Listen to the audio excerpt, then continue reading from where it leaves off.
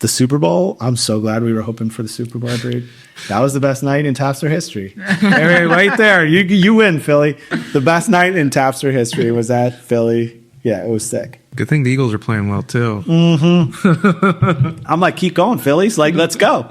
Like, you'll become a Philly sports fan real fast when you see those numbers. We've said before, like, people love obviously, like, the city revolves around the Eagles, but Red October is insane. It's every other night. It's just, like, drink as much as you can. Uh-huh. Yeah, dude, it's fun. I love this. That was another thing why I wanted to do it in Philly is because the fan base is so intense and they're so loyal. Like, it's admirable.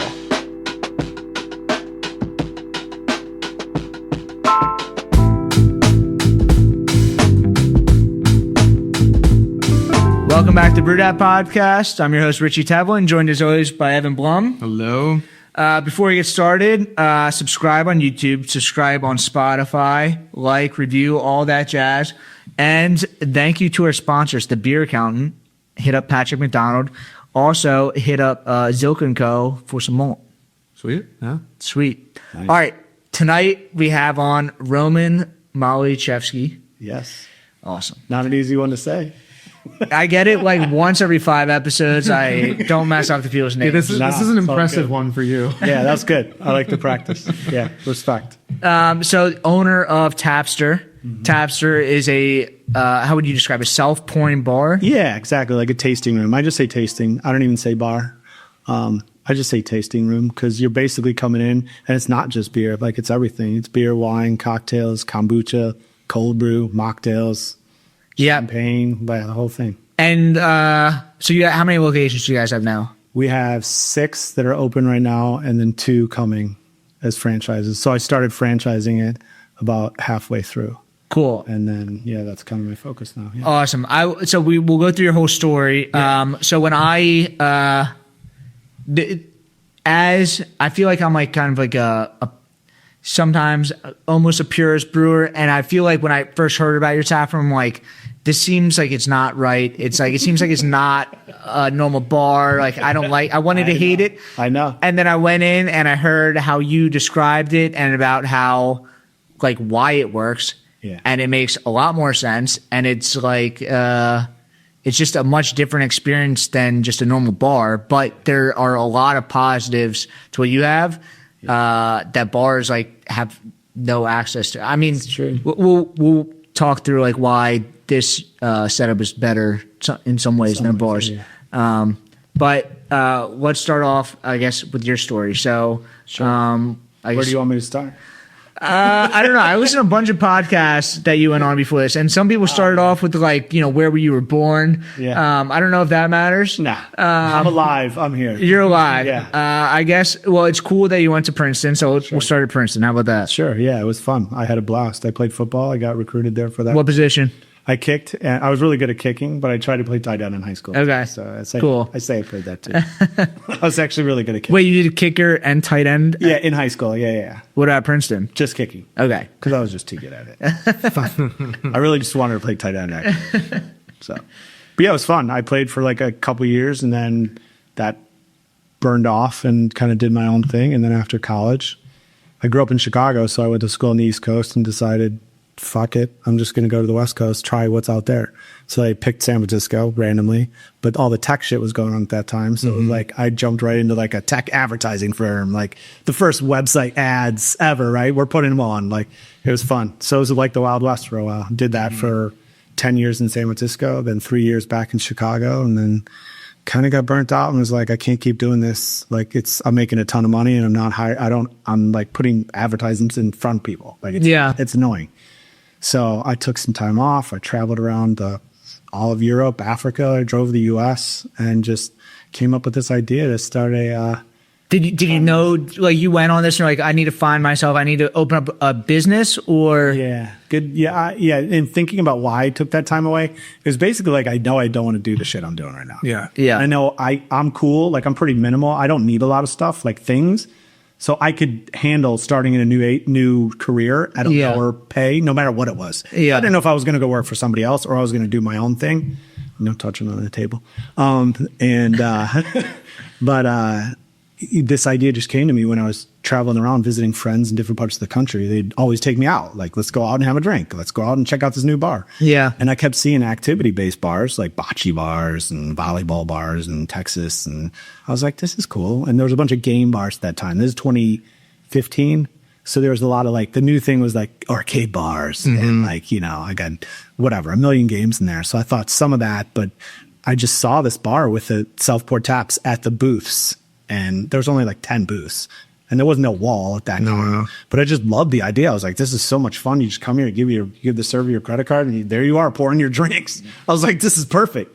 And so I really thought incorporating that in like a whole wall buffet style would be cool. So I didn't know anything about what I was doing. I just went to that bar because I was like, that's what I want to do. Asked him where the company was that did it, and they told me he lives in the suburbs. So I went out there. Met the founder, and it was like, you know, a guy. Does what? On the bar? Tech? No, okay. He does the tech that allows for the self-pour drinks. Cool. Is it PourMyBeer? PourMyBeer, yeah. And that's Josh Goodman's the founder. But like, this is like, you know, he's a startup at this point. He's only put a couple of these around the country, and he's, you know, it's one guy in a place in the suburbs. And we just hit it off. He's one of my best friends now too. And so like when I was trying to figure it out, he basically said like, you don't know what you want to do. You've been in sales. You've done it for years. Why don't you come help me out, sell these self-pour taps to bars and places around the country? So I did that for like 2 years.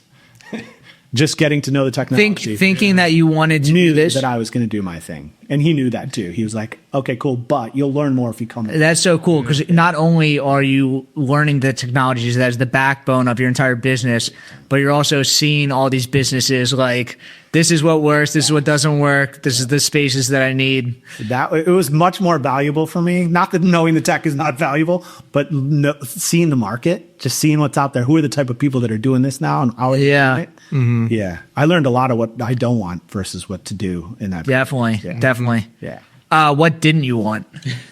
I didn't want it to feel like a quick serve restaurant. You know what I mean? I didn't want it to feel like a McDonald's or a... When I told you that I was a little turned off, that was my impression of what it was going to be like when I first heard about Tapster. That I thought it was going to be like this very, you know...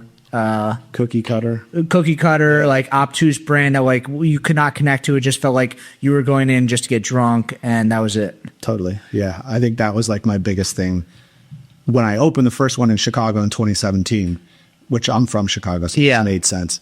But I was so convinced that like it's such new technology and could look so cheesy that I made it look as old timey as possible. Like I got the oldest barnwood I could find, a guy that used it for the whole tap ball, the whole part of the bar. Like it was as raw and old school as I wanted it to look like a tavern.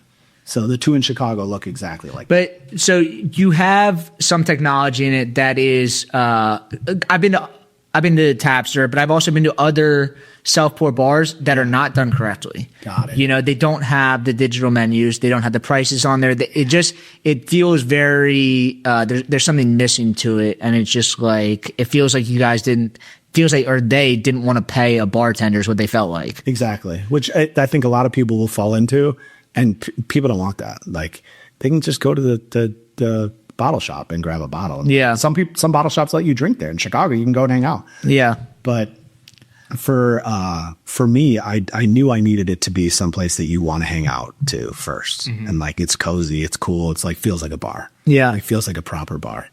But yeah, a lot of people don't care about that. And the other big mistake I've seen people do is having a full bar there with bartenders. That's so confusing. And then you have the tap wall over there, and it never works. People never use the tap wall. Why would they, dude? They're used to like their bartender. Like, what's your habit? Bartender. It's been happening for what, 500, 1,000 years? Maybe more. So yeah, it's really changing their whole mindset. So for us, not having a bar and a bartender is really a cornerstone of what I'm trying to do too. But we can't sacrifice the like personal aspect of somebody like a bartender hanging out and talking to you. You don't want to walk into a place and just be like on your own. Mm-hmm. Yeah. And like, oh shit, I can just like, this is weird. I'm standing around like I'm in a whatever movie theater. Yeah. So a big focus of mine and what I'm always like on my teams about is like, get out there and talk to people. Be the whole, like you're the whole vibe. It's your party. It's your like room, right? I want it to feel like it's somebody's house when you walk in there. I mean, there's swing sets, there's stadium seats. There's like a bunch of little nooks you can hang out in. I want you to just feel like, oh, get my drink when I want to. I sit with my friends. Yeah. It does feel like that. And sometimes I walk into, again, I don't mean to relate your store to, but like when you walk into some like retail stores, like a shoe store, some shitty ones, you walk in and it feels like there's a lot of stuff on the wall. No one's talking to me. When you go to some of like the higher end places in like Center City or New York, there's a professional salesman that comes up to you, makes you feel at home, makes you feel comfortable, talks to you about the brand, everything. Like, not, I want you to buy this. Like, what are you looking for? And that's like, Tapster has that. It feels like you walk in and it's like there's a connection. They kind of explain to you how it works. It's a warm welcome. Thank you. Yeah, that's a big deal. That's like probably the biggest deal to me, because the biggest pushback when I started this and had this idea in my head was like, but what about the person who wants to go there by themselves?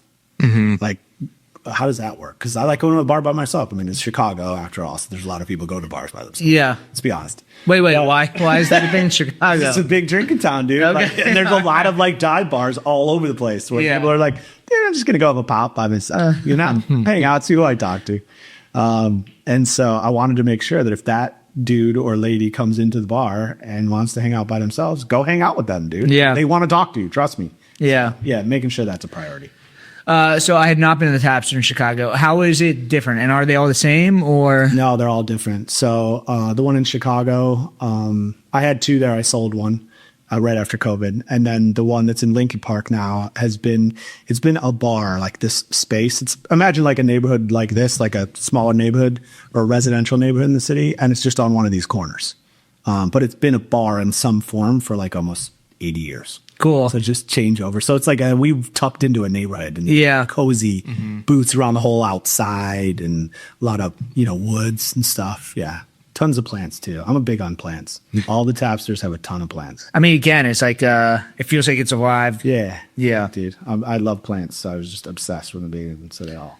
So you open up the spot in Chicago and like your vision for this, was it like, I'm going to like, this plan works, I'm going to try to find a couple spots like this, or like Chicago was just a hit and you're like, I need to find some more? Honestly, I think it was more of just like a fluke. Like I wanted to open a bar, but I was just like, that's it. I wanted to try this concept and see how it went. I never thought there would be more than one. Wow. Maybe in the back of my mind, hoping and dreaming. Sure. But the this grand is my vision. plan. I'm going to 2 and then 3 and for no. Yeah, not cross country. I mean, you're Seattle, Philadelphia. Not a chance. Yeah. It was just like, I want to open a cool place and hope it does well, make some money, and I can live off whatever. It doesn't matter to me. So first Chicago. Yeah. Was Philadelphia next? There was 2 in Chicago. So first 1 in Chicago and then 2. And then a buddy of mine from college who lived in Seattle and worked in like tech, he was like a CFO type in the tech organization in like what was it? Zulily, I think. It was like a kids clothing site that they IPO'd. Yeah. Made a ton of money. He's done real well. So he's like, dude, I love what you're doing. Like, I'd love to just help you bring it out here. So he helped me bring it out there. I didn't know about Seattle. I mean, I'd been there maybe once or twice, but I went out there and learned so much about the beer scene out there, which is massive. And we lucked out finding a spot in the Google building in Seattle. In the Google building? In the Google building. And we look over the lake. There's a couple lakes in Seattle, but Lake Union is right there. And we literally we have this huge patio that looks out over it. So it's sick. Like 4th of July, fireworks are right in front of you on the lake. Wow. And then New Year's, you look on the side of the patio, you can see the Space Needle on the fireworks. Like it's a crazy spot. So that one was fun. Supposed to open in 2020. So like I drove from Chicago to Seattle March 3rd of 2020, which And when did the one in Chicago open? 2017. Cool. Yeah. So cool. 2017 and 2018. And then 2020 was supposed to be Seattle. But Did you move out to Seattle as well for you? drove, dude. Yeah, I moved. We drove out on March 3rd, and that's literally when COVID started. And it started in Seattle, like right outside Seattle. And so people are like, are you hearing the news? Like, what do you think? And I'm like driving through Wyoming. I'm like, I'm good, dude. Like, nothing's going to happen. So I get out there and like, they're like, dude, it's serious. And everybody's starting to mask and like figure out what's going on. And I'm like, can we do construction now? Like, can we keep going? Some of the guys were like into it, some not. So like we had to pause it for. Also, if there's any business that was COVID, self-serve business. Like the last. Yeah. But like building a bar, I think you're good. Was it a second gen spot? And No, first gen, dude. It was brand new. What was your experience like that with the build out? Yeah, that was my first build out because the other two were previous bars. Yeah, it was. I found an awesome contractor, and it was fun going through a space that it's like all your own. Like you can do whatever you want and figure it out. It was really cool. But that what I didn't take into consideration is the floors are all concrete there, but you're in the Google building. So there's a ton of fiber and like all these intense cables in our floor. I'm like, shit. So all of our plumbing, like for the bathrooms has to go up. Like, yeah. That was a nice addition to the build out. You add your tap line, like YouTube goes down. It's classic. But no, I had to, like, it's all these glass windows, a garage door, but the patio is really the gold maker there. Like the patio's huge. It's gorgeous. People love hanging out. I wanted it to make, I went from those dark bars in Chicago, which are just Chicago style. And I moved out to Seattle where I knew it was dark. Everybody says like in the winter, it's dark. It rains all the time. So I was like, let's build something bright, white, and happy. So it's all white and pink. I thought like, what's the most happy random? I obviously like the color too. So I just threw that out there and it just hit, man. We smashed. That's still some of the biggest years of any Tapster right there. Right. What's the process like educating a consumer on a self pour? Yeah, I think people come in and they're excited. They're either excited because they're like, wow, this looks fun, or they're way overwhelmed and they're like, dude, can somebody just serve me a beer? Like, this is dumb. And you're just walking through them like, hey, you're in control here. You're at a tasting room. Basically, you can try whatever you want. Our recommendation is try a little of everything or whatever you're interested in. Because why would you pour a full glass of something that you don't know if you like it yet? Like, that's kind of the point. How much control do you like? How much information does it give you? As for like, I'm assuming you're on a pour size. Yeah, pour size. What's like the average pour size? 4 ounces. 4? Yeah. I'm proud of that. I'm proud of that. I like that. Yeah, it's a good amount, dude. You're going around trying shit. I'm like an ounce. I'm like down to an ounce trying this now because I get so many all the time. I'm like, a little pop here, see if they're good before I. So I've heard you talk about your taps are like these like pop out systems. So there's people because people don't know how to pour their own beer. The first year was brutal, dude. That was hard learning. Like nobody could pour the beer, right? Like our whole time was just up at the wall, helping people like, you got to pour all the way, pull all the way. Even if you want to do a little, because we're out there preaching, just pour a little, just pour a little. So everybody's like, okay, I'll just pour a little. And like, what that does. Just straight foam, dude. Straight, literally probably for the first 2 months, it was just a battle. It was because we were packed too. It was like the first self pour there. It was nuts. Like there were lines to get into that Tapster in Chicago, and like the whole time people were like, "What's with the foam, man? Your beers suck." Yeah, you suck. I was like, "Wow, this is a nightmare. I have to be nice now to these people." No, but so then I heard from Micromatic, which is where we get our like equipment. Yeah, shout out to Micromatic and Chris there, but. He said, like, dude, there are these taps that called trigger taps, and there's a spring in there that basically, as you're pulling the tap, at a certain point, it just pushes it. The training wheels. But even with the training wheels, people mess it up. I'm sure. They do. I'm sure. What were some other like learning curves? Like, was it beer styles? Because I know you have other things, right? You guys have cider, coffee, mocktails, cocktails. Like, what was the spread like in the beginning, and has that changed? Yeah, in the beginning, I was just like as many taps as possible, and many rooms as possible. How many taps were in the first one? The first one. Wow. I went for it, dude. I was like, we're doing because we had like 3 rooms. It was like the main room was probably like, I don't know, 20 by 15. And then you walk up like 5 steps that we had to put like railings and all this stuff in. And then that room was like low ceilings. And that was probably like 20 feet by even more narrow. And then there was a back room that was like skylights and all this pretty kind of stuff that we did. But I wanted taps in every room, dude. So I put like a tap wall in the main room. I put a tap wall in the like lounge, put like a kegerator in the back room, and then learn the kegerator. Like, you have to get like just cider on there because everybody's going to pour horrible on a kegerator. Yeah. It's just the worst. But yeah, 66. So I just wanted something of everything. Like I wanted local kombucha, which I didn't know much about at the time. And like I knew people like coffee. I just wanted something of everything. So no matter who you are, when you come in, you can hang out and try stuff, even people who aren't drinking alcohol. So like that was a big focus in the beginning because I had a sister who is recovering alcoholic. She's been sober many years. Shout out to Richie. But I wanted to make sure people like her could come in and try it. Not just one drink. They could have like a little wall where you can try 4 or 5 things. Yeah. And that's funny because that's kind of where the brewery model is kind of moving in that sense of anyway, just like having the options to be able to try everything or have something for everybody. Community space. Yeah. Yes. exactly. Like, it doesn't matter what you're doing. Like, we got you. It's not like the margins on non-alcoholic are less or worse for us as the guy selling it. Yeah. It's almost better. Yeah. Like, people are selling spirit-free cocktails for like $12. Yeah. What do you think the margin on that compared to alcohol? Yeah. No way. Yeah. It's kind of out of control. Get on board. Let's roll. Yeah. Like, what other things? Can you see like how many different beers people try? Yeah, so we can see like what the most popular thing of that night was, of that month was, of that time of day was. Are there like stats that pop out to you like you weren't expecting this, or is it like mostly? Can you see like they start off with one thing and then end up something else, or is it like kind of like different seasons? People are drinking different things. Yeah, I mean, there's a hardcore seasonality that lays over the whole top, right? So like then the style of beer is what you see being drunk more. So like in the spring, then the summer, there's a lot of sessionables. There's a lot of sours and ciders. As you get in the fall, they start leaning into the wheats, like in the pilsners and lagers. And then as soon as Thanksgiving comes, and you can start like throwing out yam beers and pumpkin ale. I think that your model is very conducive to having a lot of sours and a lot of unique beer styles. Amen. It's because you can have a small amount. Totally. I don't know if you've ever been to the Coca-Cola factory. No. So in Atlanta? Yeah, you go through the tour, and at the end, it's like, here's like 10,000 different types of soda. From around the world. From around the world. It's really cool. And you try a lot of them. Most of them taste like toenails, and it's like, they're disgusting. But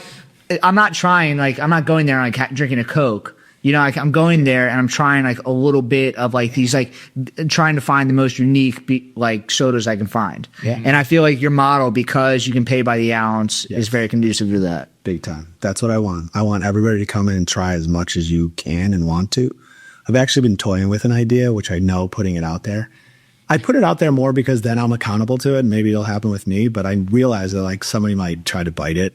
But I do think there's room for a Tapster for high school kids, where it's in every town in the US and it has just a ton of different sodas and juices and like, but a really cool place to hang out for them. So they feel like they're going out, like, oh, we're going out, but it's like where high school kids go out. I don't know. They go out Applebee's. there. Yeah, I mean, something, right? Like what's the Tap Light, what's the ice cream place where you put all the a jerk. You put all like the random toppings on the ice cream, and then you wait at the end. Froyo places. Yeah, the Froyo place. Froyo too. Yeah, Yeah. Which kids end up hanging out. Or Yeah, it's like a date night spot. You get to go there. It's a little bit different. It's a little unique. we could do that too. We'd do root beer floats. Yeah. Partner with an ice cream place. Yeah. Their ice cream in there. Yeah, I like that. It's just so easy. Anyway, that's a big idea of mine. I think that would be fun. So if we'll skip to the future of Tapster, we'll just skip all that middle, right to where I think I want it to go. It's stuff like that. Having like new ideas with it. Don't let it sit as just a place where booze is. There's THC drinks coming, right? So why not do one that's just THC? And that's it. We got those kind of drinks, and you just hang out. We got bean bags and fucking those hanging nets that you can hang out in. Yeah. Some moon You lamps. sign a waiver when you come in. It's not a big deal, dude. So I was asking a little bit outside, but like, what does the licensing look like? Yeah. I guess specifically, would this be Seattle that has the distinction between? Correct. Yeah. So Washington State it's the cannabis and liquor board. That's who you go to. So here you just go to the liquor board. There it's that liquor control board. There it's the cannabis and liquor. And they've just decided you can't sell retail in the same, both. What about for alcohol? Because I mean, there's laws in alcohol in PA that like you can't serve physically intoxicated people. Like, how does that work? Like if you're just serving yourself. Yeah. So the cards, like the tap cards that we have. Yeah. I think I have one. There you go. Yeah. That's a tap card. So it's just an RFID card like you get at hotels. But Cool. That card connects to your credit card. And then when you go up, you tap that. It reads who you are, shows your name on the board or on the screen in front of you and how much you spent. As you're pouring it, literally shows you how much you're spending. So that also shows us how much you've been drinking. And so it stops you after 2 servings of alcohol, depending on what the ABV is.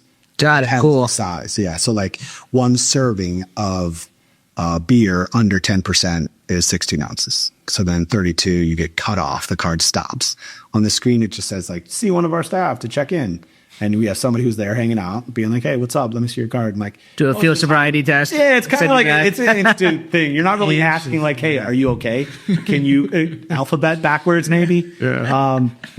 But like it's a quick gut check. Like, and that's part of the team that you got to train a lot. Like that's serious. It's not just like, "Hey, grab their card and do whatever." Like, do a check. Like, see what they're up to. Just say hi. Yeah. Like, how's your night going? Like, they'll quickly know if somebody's sloppy. Yeah. They're like, and they're like, maybe That's good. stop. Like every 2 drinks, you get a reality check. Like, do I want to keep drinking or not? Exactly. And 2 drinks of a cocktail, we're calling it 6 ounces. So 12 ounces of cocktail, it stops you.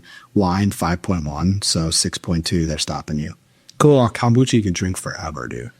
Just keep going. What's the percentage on those? Like, just Kombucha? Yeah. It's less than like Well, they're caffeinated too, right? or something. Oh, wow. Yeah, dude, it tastes like pop, which, growing out, that's like, I love flavored, different pops, man. So Chicago. that's the Tapster Light, dude. That's what I'm saying. All a bunch of different custom pops. That would be great. Grape. You can do coffee too. It's like there's a lot of different things you can do. Exactly, yeah. Yeah. And there's like dirty something. I forgot what it's called. Dirty Chai? soda. Dirty sodas. Yeah, What's that's dirty like- soda? You add some kind of flavoring into it, into a soda. Okay, yeah. And it creates like a juice kind of thing. Got it. I don't know. So many fads. Definitely. I'm trying not to be one. Definitely.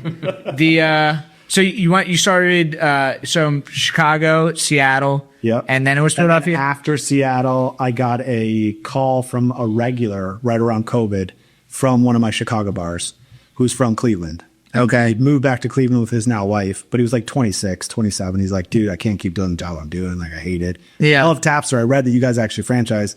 What do you think?" And I was like, "Cleveland? I don't know shit about Cleveland, but let's go." So he's a really good guy, super nice. His family's involved. So like they're great people. So I went out and he became my first franchisee. So like in that first 6 months of opening the first Tapster, I would get somebody that'd come up to me during the night once a week, once every 2 weeks, that would be like, "Is this a franchise?" And I'd be like, "No, why?" And he was like, "I don't know, man. It just feels like one." And I was so insulted. I was like, because the only franchise I knew was McDonald's, basically. So I was like, "This sucks. Like, Well, McDonald's is what worth the hell am I doing wrong?" $500 billion. Yeah, right? exactly. Then there's that. And so I was like, cool, maybe I should look into that. Like, and I didn't know. So I started learning a bunch, and then you can get all the paperwork done it doesn't cost that much to have yourself like franchisable. And what, you just kind of give them the playbook, you kind of hold their hand through it, and then you just like kind of oversee to make sure that everything is done correctly. Exactly. Yeah. Cool. And as you get bigger, what I've learned is I brought on partners who've done this before with other companies. And like, you need to have a good infrastructure for these people coming in, because their success really relies on like, not just the bar itself and how it runs and how it operates. It's really like the whole way you look at the business to make it last longer, the way you tie into the community, the way you have to be like part of. I mean, that's part of the franchise model, right? It's like if they didn't want to be connected to you and be paying you the franchise fees, then they would have done it yourself. But they're buying a winning model. That's the whole thing. Big time. And it's in their hood. It's like, I want people in their neighborhood who love their neighborhood. Yeah. Like, dude, I want to bring something cool here, and I want to be the person to do it. Yeah. And be around and hang out. And you bring like cool stuff together too. Like, So in the hood, what's the difference between the different locations, you think? Do you notice like different drinking trends or anything? they drink much more cider out in Seattle and Bellevue. Do you think Coast. they always have, or is that a more recent thing? The whole time that I've been out there, it's been the case. Yeah. There's just really crazy fresh fruit out there. Yeah. And they just annihilated. Yeah. It's so good. We had to add 3 more taps. Like, we all started with 3 and just added 3 more. 'Cause Wow. It's going so fast. Yeah. Cider's growing pretty fast here too. It is. We have 3 taps here that are always popping. So yeah. If I did anything, I mean, I have 9 IPAs, so I guess I could downplay the IPA, but Yeah, everyone says a year of the lager, cider's coming back, but like still like the majority of it is like most people are drinking IPAs anyway. dude, that's just, everybody died. I remember the year of the lager. That was sick. Everybody keeps saying it. They're like, "Dude, craft lagers, man, do it." Like, we always have 6. Like, I'm not worried about it. Someone texted me the other day and they're like I just read somewhere that like people aren't drinking beer anymore. No, I'm a like, lot. well, it's still the 3rd most drank beverage in the world. Like, I don't think that is going away anywhere. No, but a lot of people say there's so many articles written about that. I almost feel like they're trying to push that on us now, because I keep hearing it and not seeing it. right? Yeah. Like I don't see it, but I keep hearing it. So maybe they're trying to kind of push that narrative. So There's a lot of negativity. I mean, I've seen, and I think there's a lot of negativity about a lot of stuff. The Philly Mag just wrote an article the other day about how Percy, which is like a new restaurant around here, was like the most disappointing restaurant in like the year here. Ouch. And Philly Mag just got trounced by everybody. It was just like, yeah. who are you to write an article about this? It's just like, we're here to support everybody. And like, there's a lot of negativity that like nobody else is feeling. Why, like, what was the point of this article? No, you're not gaining anything. Like, Yeah. no, at all. I do love the restaurant scene in Philly. Yeah. And from Chicago, I definitely have a good bar. Like, there's great restaurants and bars. In Chicago, what's the difference? I feel like you said Chicago's kind of like a dive bar spot. Is it kind of the same bar scene I'm just saying the part I like about it, but like it's just so much bigger, dude. Like it's massive. in Chicago? Yeah, dude, everything is bigger. Even the bars and restaurants are bigger. Like it's so old here. All the shit's small on middle spots and like you have some big spots, but there it's just they have space to go forever. Everything's just huge, and there's more of it. So the competition's hardcore. In Chicago? Was it like closer to New York? Yeah. Do you have a spot in New York? No. I've looked in New York before, but the landlords are all very rough, and the rent is just so intense, man. I'm sure, yeah. I went to How do I do this financially? How does this work? Oh, it would. I feel like it would work. The concept would work well in Brooklyn or something. I got to along make those it lines. super. I went to a South Four spot in New York. It was Was it down in the Village? it was like a Wall Street thing. So like it was like Oh, the beer prices changed. the beer price changes, yeah. That's a good hit there, dude. I've heard of that one. It was fun. I mean, I was 12, 13 years old, so I didn't drink, but it was like I saw it and I was just like, this is interesting. It kept you engaged. Yeah. I do like that. I think it would be fun to tie something like that into us. So during the night, you can see how all the keg levels. We have keg. Do you happy hour? Yeah, we do happy hour. Yeah. So usually we do it by day.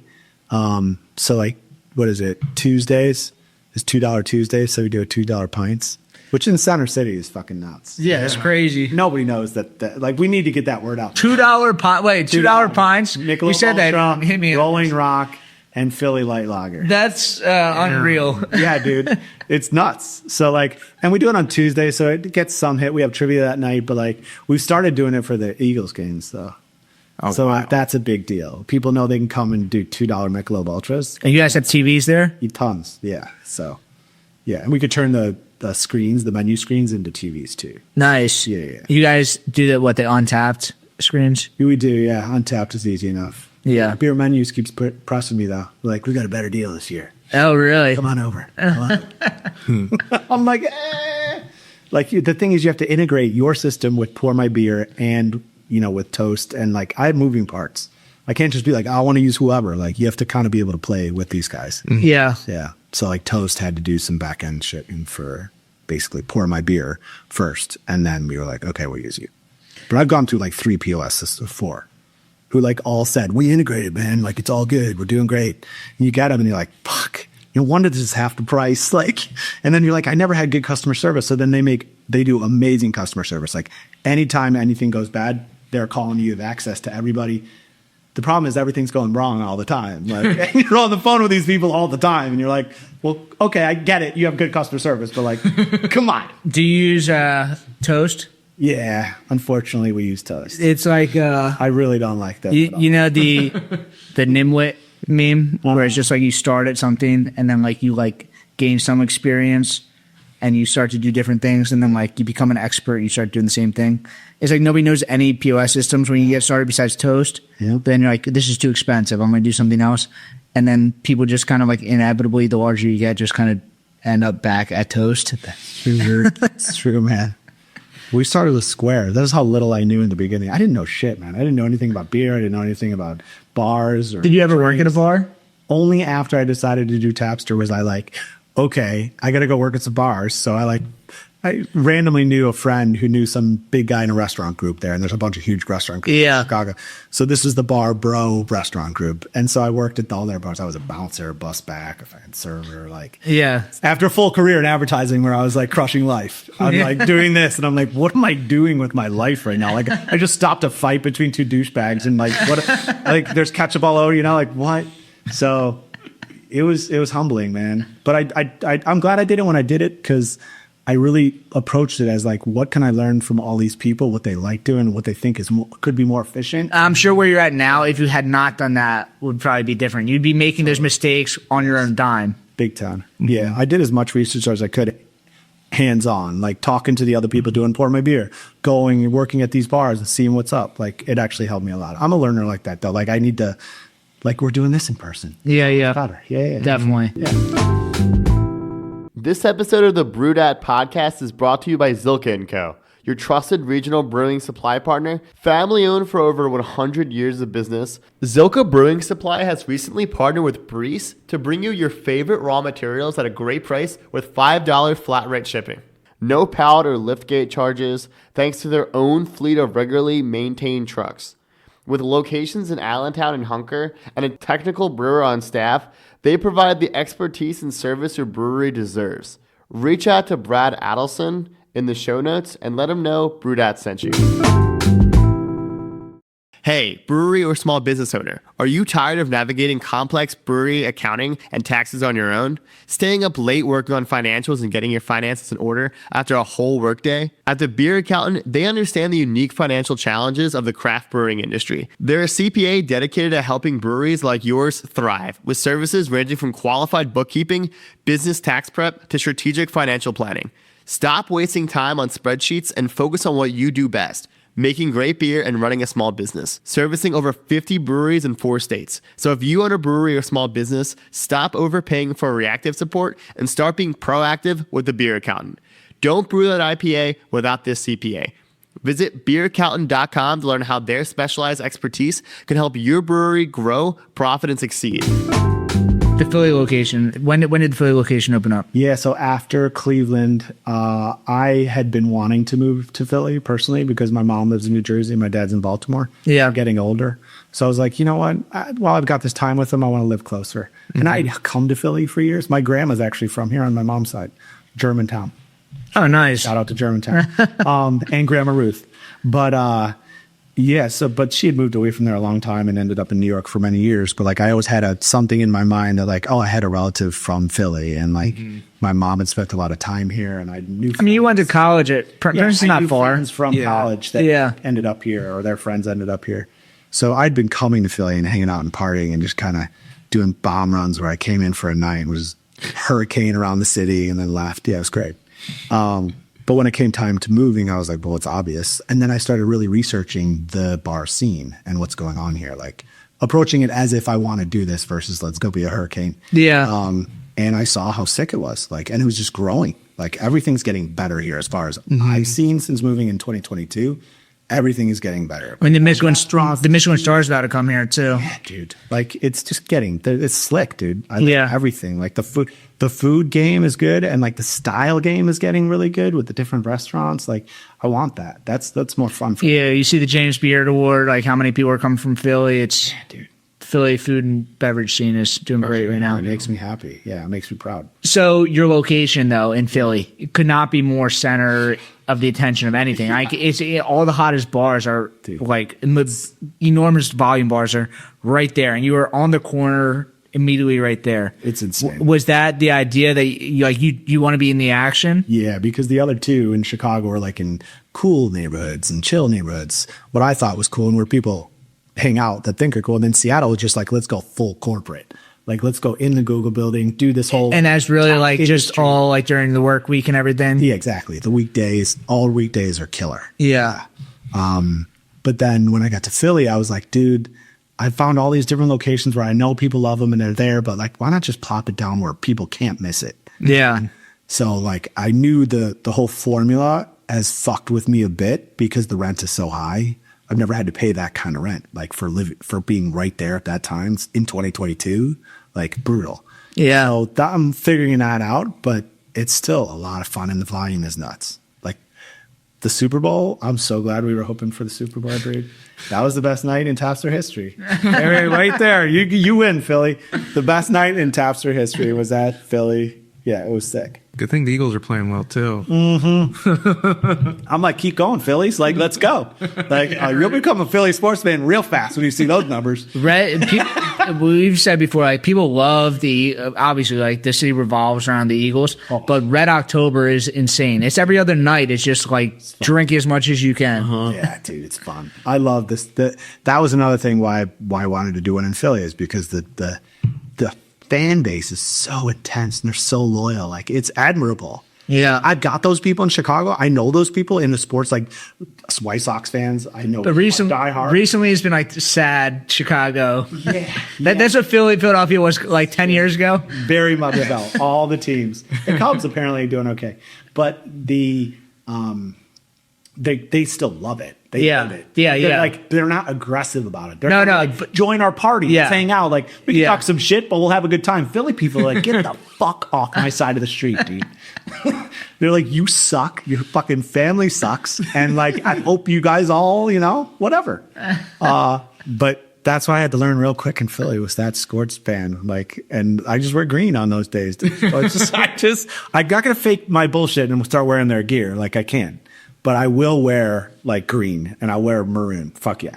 Because I want them to win, dude. Yeah. Yeah. It's more fun here when they win, dude. Definitely. The Super Bowl like win afterward, we were packed, door charge and all this stuff, and you're full, door wristbands. Yeah. And then they won, and within 10 minutes the bar was empty.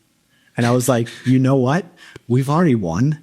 Let's just shut it. Yeah. So literally, they were all gone within 15 minutes of the game end. We closed the bar, pulled the gate. I was like, dude, just have a good night. I'm gonna go out and hang out with you. Yeah. You also, the crowd coming in after is not what you want to deal with. Yeah, It's like, thank you. Cut your losses. You have won. Let's go out and celebrate. Risk and reward. Yes. Like, you got to measure that. Every little thing now. It's like, is it worth it? You sure? But that's a funny point though. We started the first in Chicago. The standard like bar license is until I think 4 a.m. In Chicago, really? And there's a 6 a.m. when you can apply for it. What? Wow. Yeah, dude. It's real. It's real, dude. So like the bar next to the first one in Chicago was a 6 a.m. bar. So my whole staff would get off at like 3, 4, whatever. And then they'd go over to the one next door. Oh, it's a blast. Yeah, that's what I mean about Chicago. Like, it's intense. I've never gone out in Chicago. I mean, it's like the closest thing to New York, right? It's just like Midwestern. For you guys, yeah. It's a Midwest where people are really nice. Yeah. They're genuinely nice. Yeah. So it's good. I went to Chicago for the first time and like did Chicago for the first time, I guess, last year. Yeah. I love it. And I don't know if it's me, but there feels like a kinship between Philly and Chicago. I felt that here. A lot of similarities here, dude. Yeah. I don't know what it is. Like maybe there's certainly some grit there, like Big time. The blue collar vibe. Yeah. I think that resonates just between those two cities a bit more than other cities. Yeah, it's funny. When I tell people I'm from Chicago, I always get a good response in Philly. That's why I was like, that's when I noticed, like, oh, there's something here. And I can feel it because the people are similar, like real similar. Mm-hmm. Like they tell you right to your face that they don't like you. Like there's no beating around the bullshit. They'll be polite people, but in the city, no, hell no. I mean, think about the other big cities in in the U.S. New York, everyone here hates New York. Yes. Miami, cool city, you're a douchebag. Yes. L.A., douchebag. Boston, you guys hate too. Boston, you hate. fucking hate them. Dallas, hate. Yes. But Boston, nothing against Boston, but Baltimore, I don't think you guys care that much. No. don't even care about it. I know, yeah, that's the thing. They're like, As a little brother. They feel bad for you, or we're just like, you're there. I used to live close to Baltimore. Baltimore's like a fun city, but it's just the dirtier version of Philly. Yeah, that's intense.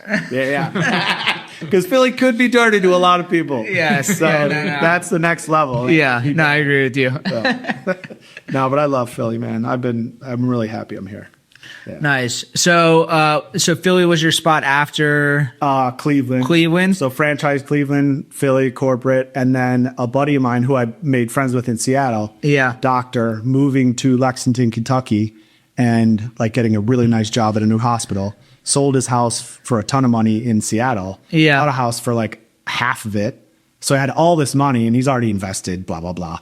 She's like, I want to do a hobby. Like, Yeah. Tapster is sick. And we would hang out there in Seattle. So he's like, I want to do it here. So he's my second franchisee. Yeah. Cool. So he opened up in May of this year. So he has bourbon taps. Yeah, dude. That's the first one with like 8 taps, which I knew I could do for years. I just never like threw it into one of mine. He has 8 taps on a different machine. Company's Enomatic.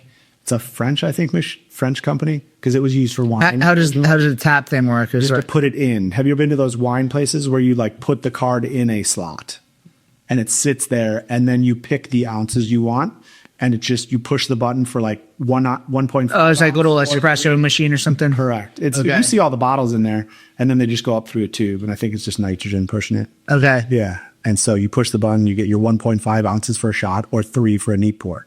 And so down there, like we have 4 bourbons, which are all, I mean, no, we have more. We have 6 bourbons. So like two run of the mill, you get everywhere. And then 2 really high end and 2, I wouldn't call it low end because it's still Kentucky and Lexington. Nothing's really that bad. It's just cheaper. And then 2 tequilas. That's very cool. So I don't know how you feel about this, about like the vibe of kind of what you want to set as your tap room. Yeah. But I think Tapster is a great, like, I've been to a bunch of them with my family. And like when I go travel places where we're looking for like unique places to go. Yeah. And I think it's like a great tourist spot. Because you kind of get the feel of like the local beers or the local drinks, and like when you go down to Kentucky, it's something a little different. You know, it's not an escape room, but it's something different than just like like when you go out with your family, you're like, what fun activity can we do? You know? No, it's that's actually a good point because I've talked about like what I want the national footprint to feel like. Yeah. Like when you're in one in any part of the country, I want you to feel like I know I can go there to try all the best local beers and wines and ciders and cocktails and everything. Yeah. To there and booze. Yeah. That's really what I want. You'd like, so no matter where I'm at, oh shit, let's just stop there. Even if we just go to Tapster for an hour, we'll figure out what we want and the brewers we want to go to because they'll have them. Yeah. And then you can go there from that. It's actually cool to have like a trail map of that too. Like have like a come here, check these out. And we have a customized little tour you could do of the breweries. Definitely. Put them all on one screen. Definitely. I kind of see how close they are. Out here. I love this. Or brainstorming. Yeah, this is good. Nice. But on the touristy high volume stuff, I really want airports. I think it'd be the best idea to have. Definitely. Because then you would have a permanent card where you keep the card. And then you have to get it reactivated every time you come. We'll have to ID you and look at you, but then we'll just reactivate your card and you keep going. And then You have your card on file, and this is like your card. And instead of going to the lounge, you just go, because all lounges suck now, because everyone is just like The worst. Everyone wants to be a part of the lounge. Like, they're like, no, everyone's part of the cool club. Now it's not cool anymore. Exactly. That's what I thought about TSA Pre for a while. It's like, now everybody's got it. And now it's shorter to just not get it. Yeah, exactly. They added a new one too. I know my dad has it. It's like the eye scan. Yeah. Clear, dude. Yeah, Clear. yeah. I got that too, baby. But of course, Philly's the only airport. There's no Clear anywhere. Like literally none of them. Like It's going to be the new iPhone where you just have to keep upgrading each time. it is. Yeah, they keep more and more of your information. Yeah. Yeah, really cut off a finger for the next one. They're like, oh, you just show them the finger. Yeah, I cut it off. Like, put me in the front of the plane now. That's You never funny. know. You never know. So do you see like different parts of the country that you think might be next? Yeah, so the Lexington being in a college town by fluke, right? Just my friend moved there. I really want to like study this college town. College town also in the South. It's like different from everything else. Totally. But I do want to do, I think college towns in the North would be good too. Definitely. Austin would crush. Yeah. And then even like some other smaller towns, I think Asheville would be cool. I think Nashville would be amazing. Like there's so many fun towns out there. Yeah. Yeah. That's good. But the next ones that I've signed on as franchisees, Denver, a couple. Cool. Yeah, Cool. A couple. They're accountant. They're actually, the dude is an accountant for franchisees. Like he basically does that as a business. So I think he heard about us through that. Him and his wife are doing it as a hobby. That's very cool. Yeah. We just found a spot in Lohi. If you know. Also, if you had any doubts about whether your business goes, you have an accountant looking at it, it was like, no, I want to be a part of this. Yeah, which is a good, like, that's a good sign when you know an accountant signed on. And honestly, the other one in New York that signed on recently, Another accountant, dude. There but you not go. for franchisees, but just a random accountant. They've both been doing it for like 25 years. So Yeah. I want to get to this next point. It's not a normal bar. Normal bar, the economy of a bar has been around for hundreds of years. You walk in, there might be a bartender or a bouncer or a hostess there. You walk in, there's servers, there's bartenders, there's a kitchen. Your restaurant or tap room is so much different than that. You don't have kitchens attached to that. You don't have. Do you have someone that sees you when you first enter, or is it? Yeah, it's the person who's also welcoming you and getting you your card. Yeah. And I encourage them to be at the door, like kind of saying, "Hey, what's up?" And if there's during busy times, there's just more of them, so there'll always be somebody. But it's not like a normal bar. If it's super busy, you walk in, there might be, a super busy bar, 4 or 5 bartenders behind there that are trying to take one customer at a time and fill it up. Yeah. But because the customers can go to the taps, there is no line. That's the beauty, man. Only if there's a line of people that come all in at once to get their cards. Then we'll run through them, but you can run through it so quick. Once they're at the taps, there's really never a wait again. Because like you think, oh, we're packed. It's going to be a wait to get my tab. Mm-hmm. But like people walk up, and usually most people just crack the like $3 Rolling Rock, which is the price all times in Center City for a draft. $3 for a Rolling Rock. They hammer the Rolling Rocks. You get the young bros in there. When young bros start figuring out that we have those cheap beers on the weekend, they're like, it's on. I mean, you talk about college town. Like, there's so many college kids in Philly. $2, Tuesday, a lot of college insane. kids too. Yeah. Temple, a lot of Temple kids, a lot of UPenn, and Drexel.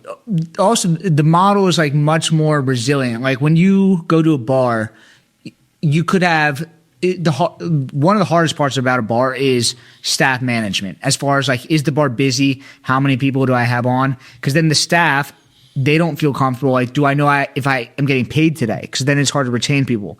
But if you're not having to deal with that, because it's way more manageable for like one person to just be directing people, it makes it more stable for your staff. Yeah. It makes it more stable for you on a daily basis to be managing the staff. Yeah. You don't have a kitchen, right? No. So how does the food work? Yeah, so I decided in the beginning, we actually tried a little deli in the first one, which was a nightmare. And like, I'm not doing no kitchen. Food. Yeah, I don't know anything. So like, I just thought I could wing it. It's a sandwiches, whatever. And like nightmare, people steal. The kitchen people are the worst. And so like, I had to get rid of that after a year and just do tavern.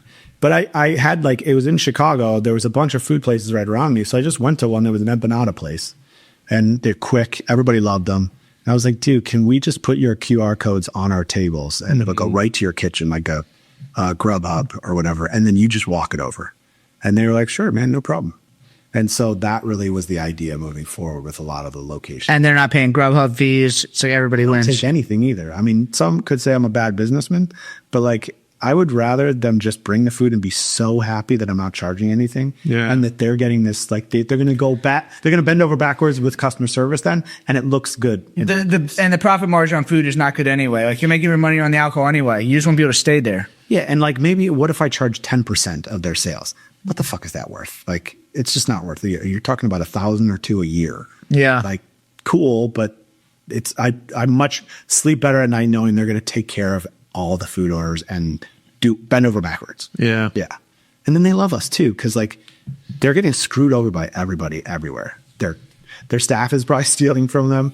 Like Grubhub is raping them, and DoorDash like take 30%. Like, dude, no way. It's crazy. It's like there's all this technology now that makes our life easier, but everybody has like the little tax on it, and it's just like, all right, now I'm past it. My life is so much easier, but I'm passing through like 3 portals on everything that I do that I have to like pay an extra 10% on. It's like, all right, this is now more expensive and more inconvenient. It is, dude. That's how it goes, man. And once you start opening and you get big enough, you open in a couple locations, you're feeling like you're getting things going. The more people reach out to you to like sell you something of like consolidation. All your systems consolidated into one. Your POS and your payroll and your like, bathroom door. You're like, okay, cool, man. Like, yeah, it feels like Cartman or something is just like coming up with this like master plan of just like your life is so much easier. Awesome, jacket. You're like, okay, dude, sounds good. But yeah, it's hard because like opening more and more locations, having to figure out like really make a template and make like a version of how do you succeed at this.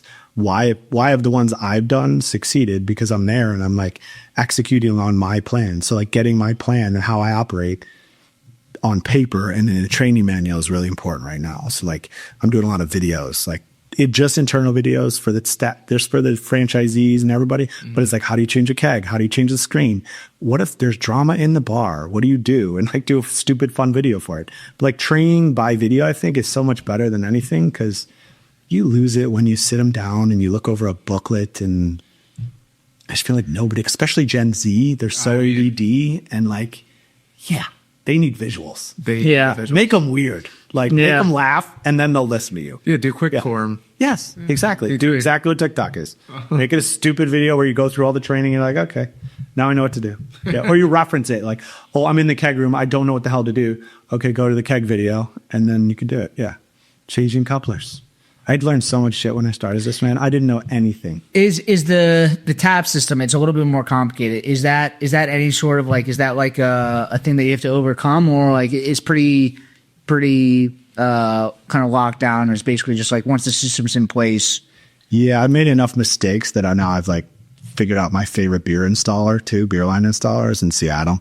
And so I just flew into Lexington to do that one. I'll probably keep him doing that. He's just too good. I've had too many beer installers across the country. Like the one in Seattle was a nightmare. I was just like, this is the worst. And the guy in Philly sucked too. Cause like sometimes you buy from like Grammatic, which is the big distributor of material. They have licensed installers in the cities. So I went with them for Seattle and then I went with them for Philly, and they were just like the worst.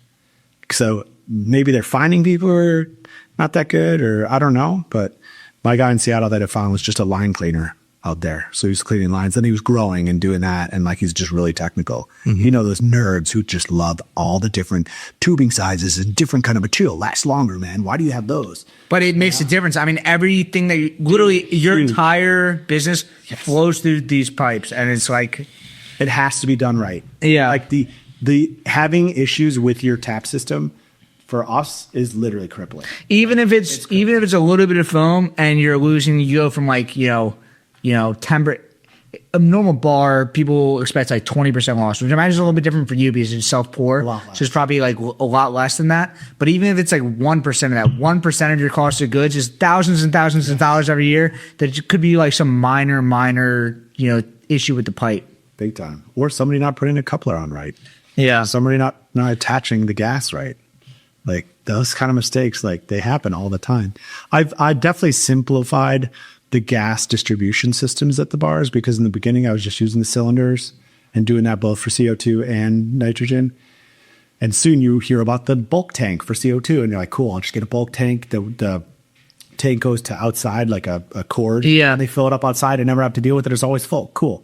But then nitrogen, I found a company in Seattle that does it from air. It creates nitrogen from air. It's green air supply. Yeah. So you just put this green box on your wall and it literally just creates, you pay a monthly fee, it creates your nitrogen. Yeah. It's sick. Yeah. Green air supply. Shout out. Those guys are cool. Yeah. I've worked with some of them, and it's like, nitrogen is, it's like an afterthought. And it's like, I didn't even realize that bars are doing this. Yeah. And then I hated those big cylinders. Like they're heavy. It's hard to move them around. Like, you got to have a cord around it. Like it doesn't feel safe. And then there's two different types of gas. And then like the staff, they're like, as a bar owner, you obviously know the difference. And you can't thread it in because it's opposite threading. Yeah. But as some person that doesn't give a shit and they're just there, which is like, you can't feel bad for them. They're there to get an hourly job at a bar. It's like, they just don't know. It's like, it's not a normal thing to know that unless you work at a bar. Yes, exactly. And there's like, I'm trying to erase all those little mistakes they can make. Like anything a franchisee can mess up in, I'm like, let's cover it. What they do, let's send them labels for everything at the bar. Let's send them like, all these manuals, all these videos. So like really trying to make it as easy as possible for somebody young to do this in their town. That's really my goal. Do you ever think you'll go international? I've thought about it. I've talked to people in Canada. I have friends in Europe. I think it would be, yes. I think that is 100% on my mind. South America? I know you travel. I spent a lot of time in South America. I do think it would work in I think it'd work in Costa Rica very easily. Yeah. A lot of party towns. And there's so much good wine in Argentina. And Brazil is where it would work. Brazil, they drink like fucking, it's awesome. They love beer too. So like, I mean, InBev is owned by, it's a Brazilian company, I think. Yeah. Yeah, right? Yeah. So yeah, beer is crazy down there. And InBev just sponsored. I sent them a message that InBev just sponsored Netflix. Yeah. really? So now it's like, it's because Netflix is taking on like sports and like boxing and stuff. But I think it's also for the TV shows. They're just going to like, everything's just be plugged with InBev. Of course. Brands. By your, what are they, Bud? And is that the Bud House? Or? Like 50% of the brands in the world. Yeah, exactly. Yeah, it's basically everything. Yeah, but I do love international beers though. Like I'd always loved like Belgian beers a lot. Like just always. They're so triple. Are there some brands that you have at all your bars? Yeah, good point. So like I decided Delirium, you know Delirium. Yeah. Yeah. But their red is actually my favorite. Delirium Red. I don't know if I've ever had that. Yeah. There's one of those where like I put it on because I'm Tapster and I'm like, oh, it's different. Everybody will try it. Yeah. People are obsessed. So like I just leave it on. It's like juice. It tastes like literally cherry juice, Yeah. but it's 8%. And so people just, they love it, dude. Because you don't feel like you're drinking. Like, and it's actually not sweet. It's not sugary. Yeah. So it's not really going to give you a bad hangover. But yeah, that one's a big one. And then the macros at most locations are all the same, except for, Seattle has Rainier. What's your split between like Mac Bros and the local beer? Macros is always just 3 taps. Is it at least the same? Wow. No, not the same 3. Like Michelob Ultra is becoming the one constant at all of them. And that's a top brand beer. Yeah. Number one, yeah. But then and then the other ones I try to get a little creative with, like whatever's the cheapest in market, whether it's Pabst in Chicago or Pabst is cheapest in Chicago? Sometimes, yeah. We had Wow. we were doing, dude, you want to hear something? My first year, Pabst is so cheap that like we could make money off $1 beers, and we did it on Sundays. It's crazy. Fucking $1. Yeah. Have you ever heard of Outlaw? Yeah, the one out of Colorado. Yeah. It's owned by like 49, yeah. like I don't want to give out prices, but it was fucking crazy. the third or fourth richest guy in Mexico. His son apparently like wanted to start a brewery. So he hired some like Anheuser-Busch exec. You can like kegs, I'm sure are super cheap. Cans in beer distributors, after they mark it up, it's like $15 or $16 a case, and it's buy one, get one free. Oh. For beer. Is it a marketing push? Yeah, they're stealing. They wanted to just flood the market, and we tried. We actually put on Outlaw for like 6 months here because it was so cheap. I'm like, I have to. Yeah. And like it wasn't moving at all, dude. And I'm like, you know what? I don't see people buying at the store either. It's just like you are literally giving this away. No, it was stupid. I was like, we couldn't price it at what our margin was. Our normal margin, we couldn't because it's too low. And you're like, dude, like this is It's too low. yeah, like you can't have the regular price be like, At some point, $2. You look at a price and you're like, there has to be something wrong with this beer. Exactly. Always. You're like, there's no way it's good, dude. And it doesn't. It looks kind of crafty, but not really. Yeah, Colorado got great beer though. I'm excited for the Denver place. The Denver one would be very cool, and I think that's Denver's kind of like a not techie city, but It's gotten there. From someone that is from the East Coast, I think of like Austin and Denver as like kind of like not Northeast like techie cities. Yeah. But I think they'll do well there. It's like a fun city also. It is, dude. It's really fun. Yeah, I like it there. Everybody's really crunchy, obviously. Yeah. Let's go to the mountains skiing this weekend, bro. You gonna go mountain bike riding? Cool, man. See. Do you do that like, there's stuff? that scene. Yeah. I've done it. Yeah, sure. I do it when I'm there and somebody else is doing it. But am I like that's my hobby? No. Are you bouncing back and forth between like kind of all the locations? Yeah, I'm constantly moving around, and then the new ones I'm going to like see the locations and designing them and all that stuff. Yeah. That's my favorite part. That's really what I want to do is we grow and hopefully grow faster. Is like I want my job to be designing and picking locations. That's really my favorite. That's like, and that's talking to exciting. franchisees. You know what I mean? Like getting these people fired up. Like it's a big deal to invest in these. You know what I mean? Sometimes it's $300,000. Sometimes it's $800,000. Like that's a lot of money to be like I'm just going to throw into a business. To what? To like build it out? Are you? Yeah, to build out the Tapster. And are you helping them kind of like find The locations? whole time. I'm right next to them the whole time. I got a real estate team that works with them. And then we always find a local broker because they can find all the best stuff. But yeah, everything from colors to negotiating, like that stuff's fun for me. I like negotiating, so I got no problem. Have you always had like a design eye? Yeah, weirdly. I don't know. I think I've always thought that. What were you doing in like, it was advertising simply just like sales? Sales, dude, yeah. Which you have to be creative, but not like that. Yeah. But yeah, I don't know. I think my mind just started going that way at a young age, but then I really got in, like I play music. So I have an outlet with like that, and I paint. So like there's a whole side of me that is really art focused.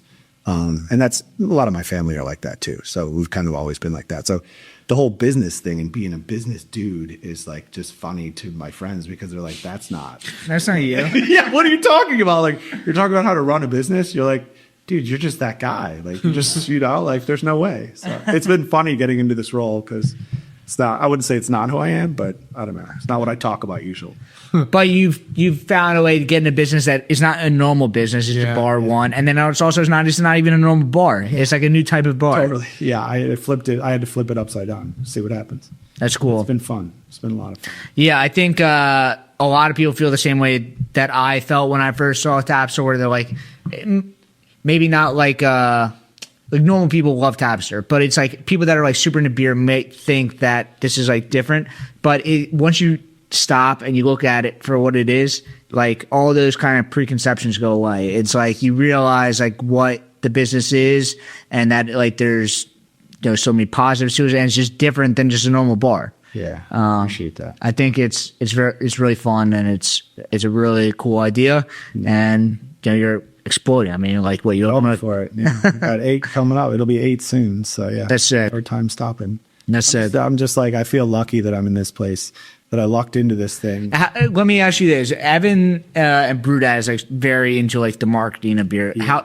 How is like the marketing of this? Like, do you go in and like you push on social media, or like how are you like getting people to come in? And try it out. Having been into advertising so long, I am really shitty at marketing. I've relied a lot on just being the first to market and being the new thing and so different than everything else. So it's kind of spoken for itself. And it's been lucky enough that all my places are very Instagrammable. So like there's been a ton of people doing TikToks and Instagram and all that stuff. So it's kind of been lucky. But we're getting at a point now where it's like we have to really focus on marketing. So like the goal right now is just a ton of like reels and play in the FOMO and show that we're different and show that you can be a beer nerd here too, or you can be like just a bro. I mean, you guys have great beer. Yeah, like we're not messing around with the beer. It's the local beer. It's great beer. Yes, I don't mess around. Like I do all the beer buying when I open up locations. I'm always the beer buyer at first. Cool. Because I actually love it, like secretly love it, because there's always new shit. Like I am that guy who loves everything new all the time. That's why I'm in the right job too. I want to keep building new things. But like with beer, you're never bored, dude. There's only new one coming out next month. Or if they're really good markets, like there's beers every week where you're like, dude, we got new beers this week. Let's go. We've had like James from Beer Hall and like William Reed on like some of the best beer owners in the whole Philadelphia region, and they always say like I'm like fired up that I get to buy the beer. Like it's by far their favorite part. They like that. That's like what gets them going. It's fun, dude. You see some really creative stuff, dude. Really creative stuff. You included. What? Well, thank you. Yeah. I'm going to stop and pause there. Thank you. I will just a little. I got to focus on you for a little because you're being modest. But like in markets that I've been in, there is a niche, cool brewery that's always pops up, and usually we can't get that shit because they open a brew pub and they barely distribute. They do that. I feel like you have that cachet in this market, also because you're not distributing it a ton. Maybe that's just to be, and I'm need more. But it's not. You're not saturating, and everything you're putting out is really good. I feel what I'm saying about you, about like people have the wrong idea about you.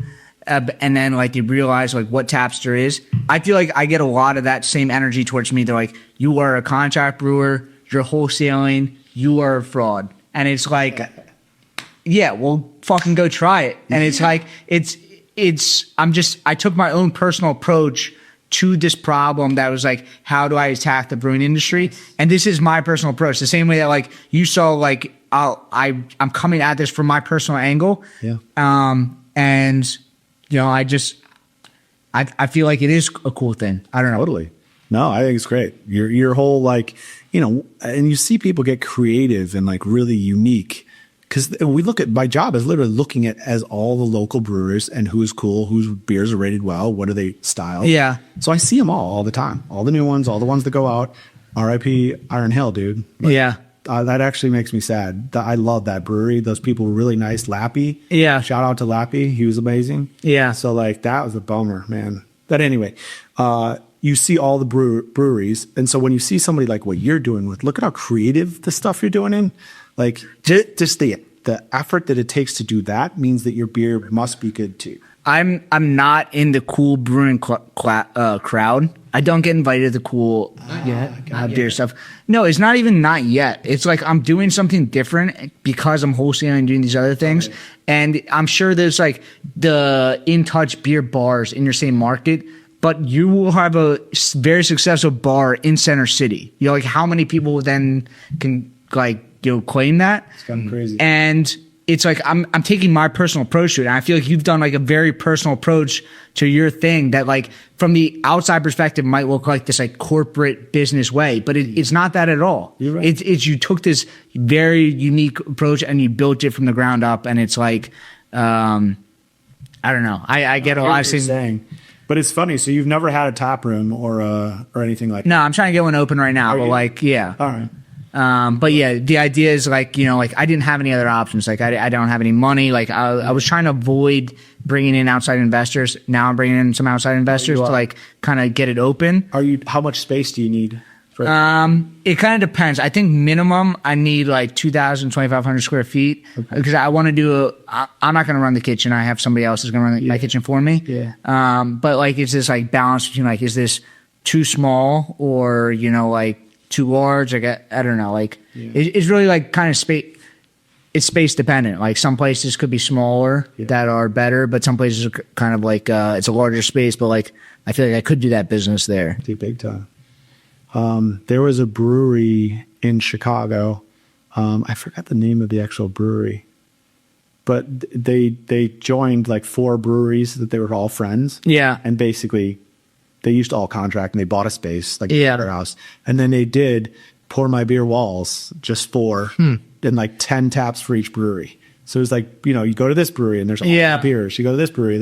So it's kind of a cool mix on that idea, which I thought was pretty cool. Yeah, it's cool. But what was that? Brew District Brew Yards is what it was called in Chicago. I think they just closed, sadly. There's a lot of people closing, man. Business is not easy. You know, no, especially it's like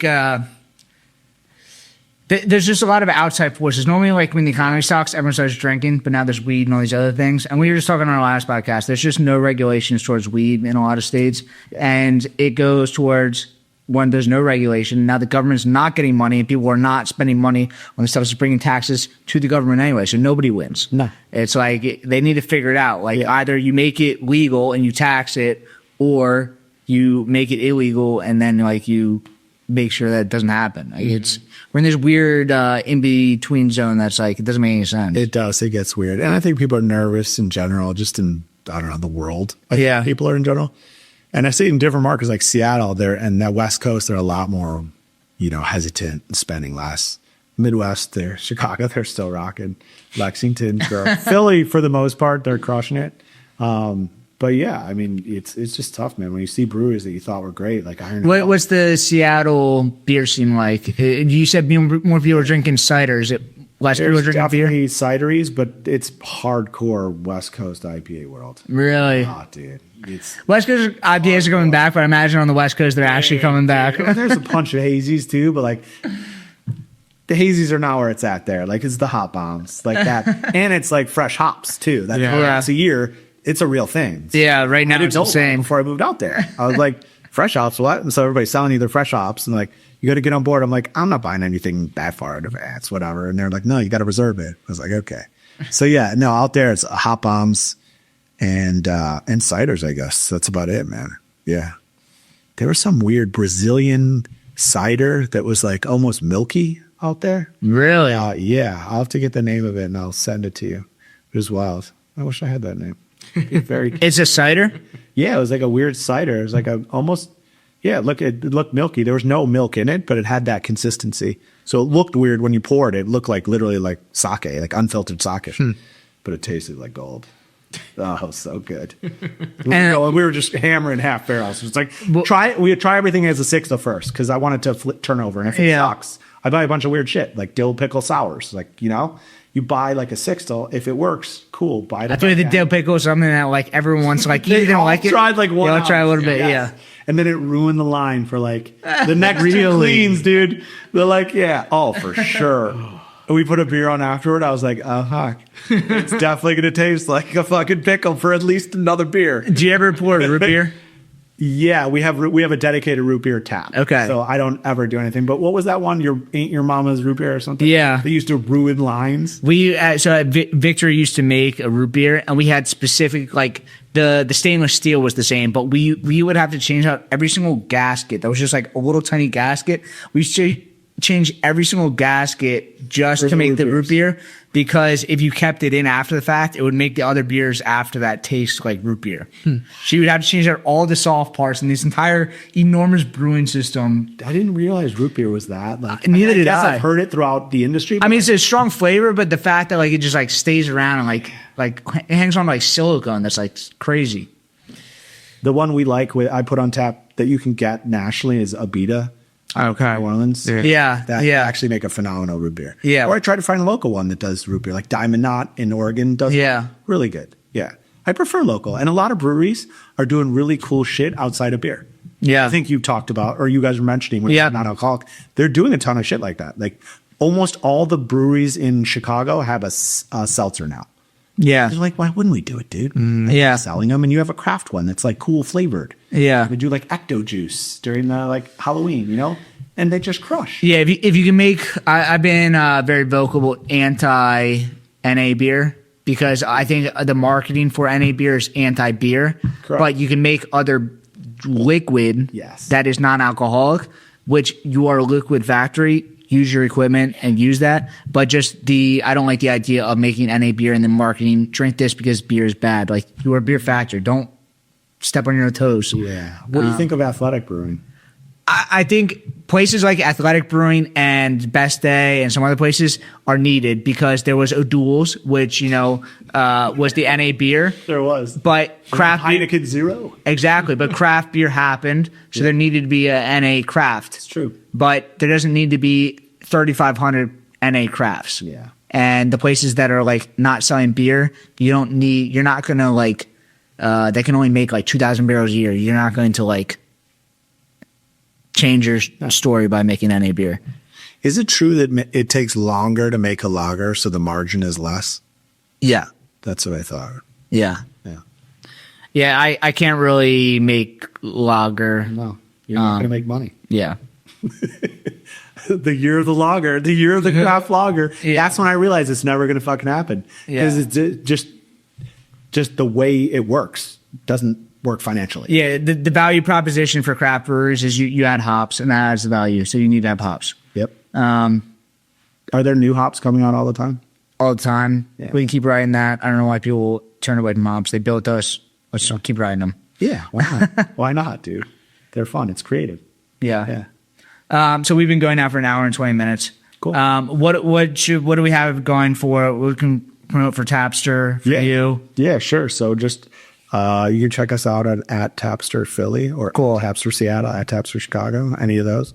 Come in. We have $2 Tuesday trivia, and then for all the Eagles games, $2 pints. That's insane. That's not bring in your own food. Like we have places that we partner with. You can order in. They no fee. They bring it right to your table. Those are right downtown. You go anywhere. Downtown, we got rooster food. We got dumplings. We got a bunch of good stuff.